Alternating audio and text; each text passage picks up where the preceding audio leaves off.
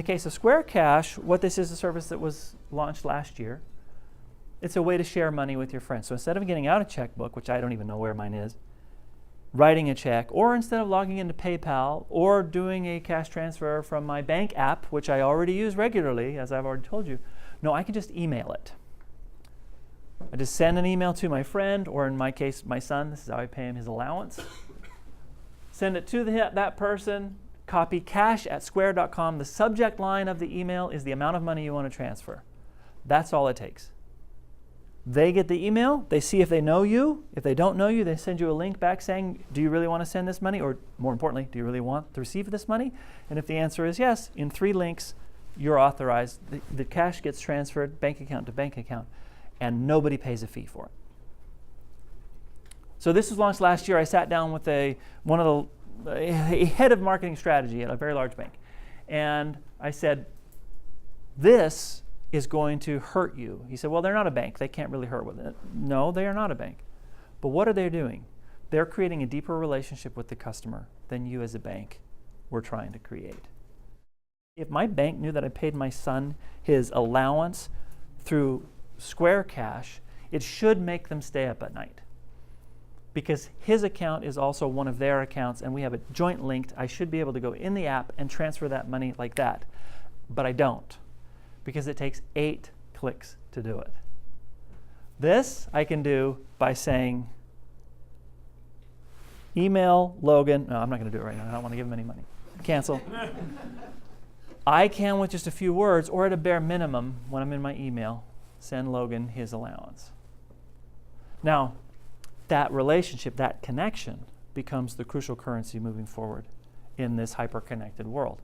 It's not about the devices being always on, or the wireless, or the broadband being always on. That's a given now.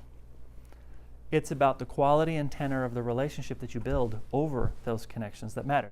The device-to-device connections, those are right behind. So my Bluetooth headset, my smartwatch, they all connect to my phone. Everything connects pretty well so far. We still have more value to extract from those connections, though, so there will be some more interesting things and a lot more engineering still happening. The connection between all these devices and the television, for example, still very, very inadequate, but very close. We're getting very close to some powerful device-to-device connections. And then the platform connections are, in fact, the new infrastructure. And what a platform connection is iOS, it's Android, it's possibly the Amazon ecosystem. These are digital platforms that take advantage of the fact that you've paid for the phone, or maybe they help you get the phone. But notice, with only, I think, Google Fiber being the only exception among those 3 companies, none of them actually facilitate the broadband or wireless connection themselves, even if they sell you the device. AT&T and Verizon take care of that because they don't want to touch that stuff. But instead, what they care about is, are you on my platform? Are you a Gmail user? Are you on Google Calendar? If you're Amazon, are you a Kindle user? Do you have a credit card with us? Are you an Amazon Prime customer? That's the digital platform. There's technology behind that on their side, and in the case of Amazon, they use that technology to become now a business-to-business powerhouse with Amazon Web Services. So those tech connections are all crucial, and they're still growing. I'm not saying they're done, but they're presumed at this point. What's more important are the human connections. There's the person-to-person connection that is primary. That's what motivates people far and above any other kind of personal connection that you can identify right now. I won't go into all the psychology of that, but I think I can prove it. Secondary to that are the person-to-business connections that play a supporting role. And to the extent that those person-to-business connections actually support those primary connections, they are valued. Oh, it's so fun these days to make fun of Facebook. People do it all the time. Oh, Facebook, kids aren't on Facebook anymore. I love that one. I've got about 10,000 surveys every 6 months that tell me actually kids are still on Facebook. They're not only on Facebook. They may not use Facebook as the primary way they share secrets, but they're still on Facebook. So any business that plays a valuable supporting role in helping you connect to the other people that you care about most can be part of that connected web. The last one I just want to pose for you, we won't talk about it much today, but keep it in your minds. And as you're thinking about what big thing you're going to unleash on the world, think about these connections. the person-to-self connection. Let me give you some indirect proof that this is going to matter a whole lot. If you ever spend any time in the publishing industry, which I have, you'll have some fun looking at bestsellers. In your mind, you think the bestsellers are literary books. They are, maybe it's a John Grisham novel. And yes, true. The two most far and away consistent best-selling genres are diet books and self-help books. Our interest in ourself is vast. It's infinite. And probably with good reason. If we had ourselves all figured out, a lot of stuff that happens in the world probably wouldn't happen. But what we haven't had until now is good data. That person-to-self connection, all these devices that we're wearing, I have 2 years of Fitbit data sitting on a shelf somewhere. I'm still wondering what it's going to say about me. I have this now telling me even more about myself. There is an incredible amount of information that could be learned about me or gleaned from my life by just going through my email. I've got decades of email stored somewhere. Then imagine putting cameras in people's homes, microphones in people's homes and on their bodies. I already have my Motorola Hint, which is an earpiece. It's coming in the mail next week. That is basically a way to have a continuous dialogue with Google Now. You wonder why Apple bought Beats? Apple bought Beats because Siri is going to be living in your head. And it's going to look beautiful and it's going to say Beats. And inside, Siri is going to be saying things to you like that person over to the left. You met him the other night. His name is Jack. That kind of stuff. It's not hard to do engineering-wise. Technology-wise, the tech is all there. It's the human connections necessary to use that data with someone's permission to give them back not only better connections to other people, but ultimately more knowledge and insight into themselves. The customer has already changed. This is really important. As I said, I still get people in certain industries who tell me people just want to sit down and pull out the remote control and watch TV. That's what people want.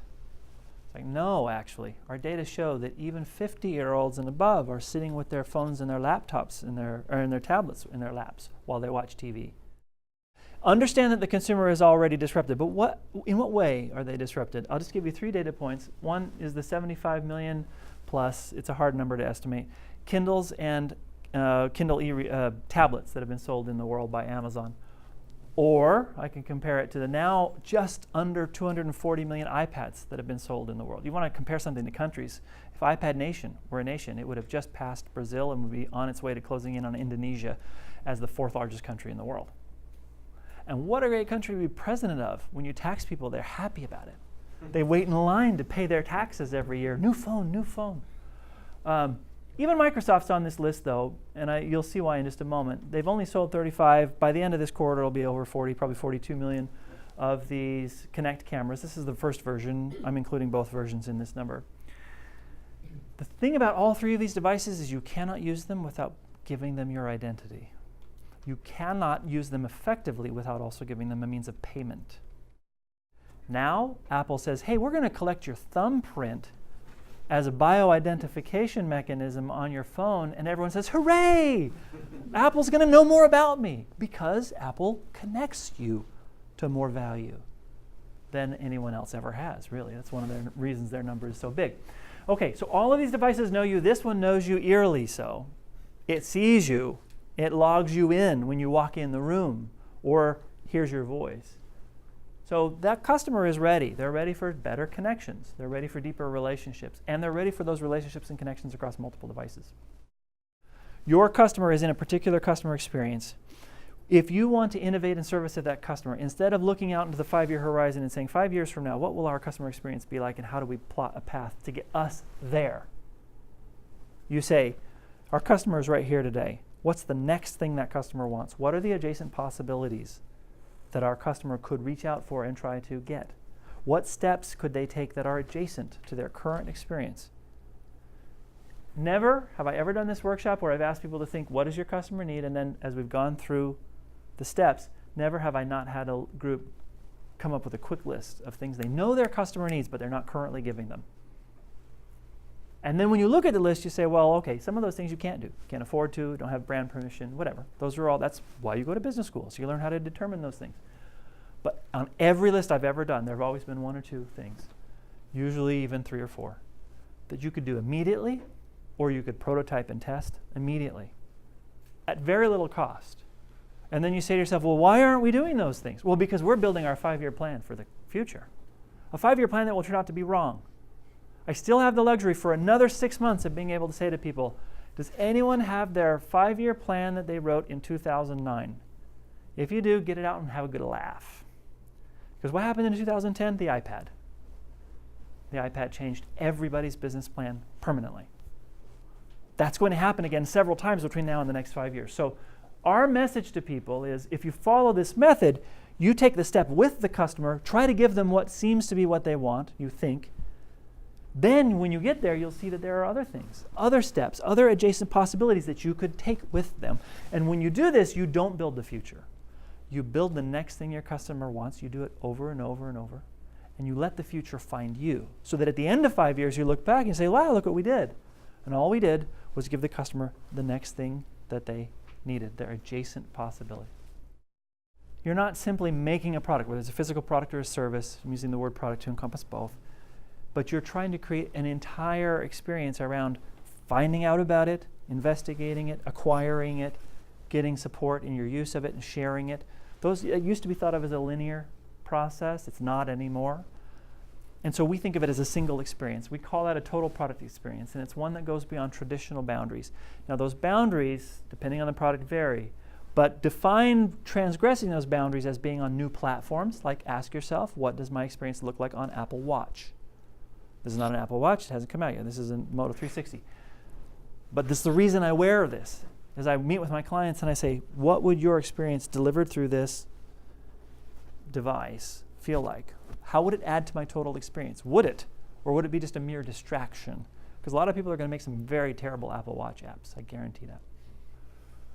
So new platforms, which if you're able to reach a new platform successfully, you will get access to new moments in people's lives. When you do that, it will lead to a deeper, more measurable, which is part of that connection you're making with the customer engagement, which then is more satisfying. Thank you guys. This is really fun.